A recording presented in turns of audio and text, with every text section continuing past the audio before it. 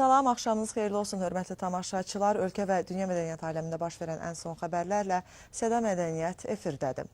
Gənclərə tariximizi, milli mənəvi dəyərləri aşılayıb, gələcək nəsillərə ötürmək lazımdır. Bu fikirlər Azərbaycan Xalça Muzeyində bayraq gününə həsr olunan mərasim zamanı deyilib. Bir kərə yüksələn bayraq bir daha enməz adı altında keçirilən tədbirdə şagirdlər bayrağımızla bağlı müxtəlif şeir və musiqilər səsləndirib, əl işləri təqdim ediblər. Sonda müstəqil Azərbaycanın rəmzi olan bayrağımızın yaranma tarixi haqqında film nümayiş olunub.